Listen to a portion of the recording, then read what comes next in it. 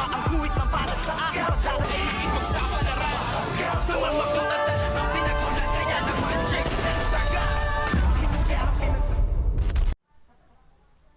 Good evening and welcome sa aking munting channel. Narito po ang ating mga pakaabangan dito nga sa FPJ ang Batang Quiapo. Hahanapin na nga nitong si Tanggol ang kanyang tunay na ama ni Sir Ramon Montenegro at ang gagamitin nga niya ay si General Pacheco ang siyang makakatulong sa kanya upang matuntun nga ang kanyang tunay na ama at nais niya nga itong makaharap ng harap-harapan at dito naman ay iisip nga ang grupo ni Tanggol or si Madonna kung papaano nga nila makikita at mamimit nitong si Tanggol ang kanyang tunay na ama kung kaya't dito ay mapipilitan siyang magpapanggap na isa sa mga kamag-anak nga ng mga kabalyero at ngayon ay siya ang magiging tagapagmana ng lahat-lahat nga ng yaman ng mga kabalyero at para nga din naman na makita at harapin nitong ang si Ramon itong nag-iisang natitirang kamag-anak ng mga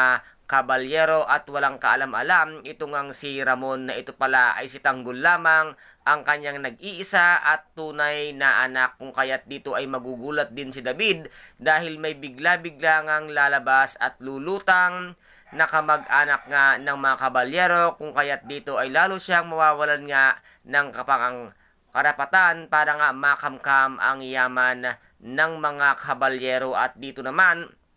pagsusuriin ang lahat at ito ngang si David ay kinasal dito nga kay Catherine Caballero ay ang pangalan ng Jesus Nazareno di Magiba ay wala pa ring laban itong si David dahil pangalan ni Tanggol ang kanyang ginamit kaya mas lalo siyang mawawalan ng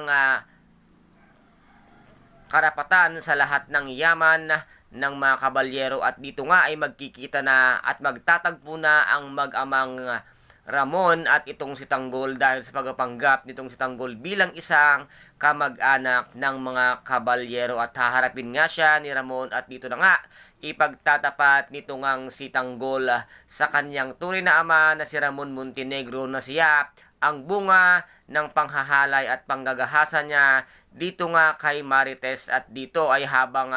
kinikilala nitong si Ramon at ni Tanggol ang bawat sa kanila dito nga ay si Tanggol na rin ang magpapatakbo ng negosyo ng mga Montenegro at dito na mawawala ng saysay itong ang si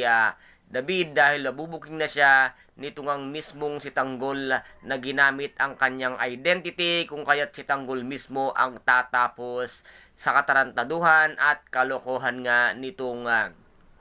si David at dito ay ipapamana ng lahat nitong ang si Ramon ang kanilang ari-arian sa kanyang nag-iisang anak na si Tanggol at siya na rin ang magpapatakbo ng kanilang mga negosyo. Kaya guys, ito po ang ating pakaabangan sa mga susunod na episode dito nga sa FPJ ang Batang Quiapo at kung nagustuhan po ninyo ang aking videos for today, paki-subscribe na lamang po ng aking channel, paki-like and share para maging update kayo sa lahat ng gagawin kong videos. Maraming salamat po. Ingat, God bless and bye-bye!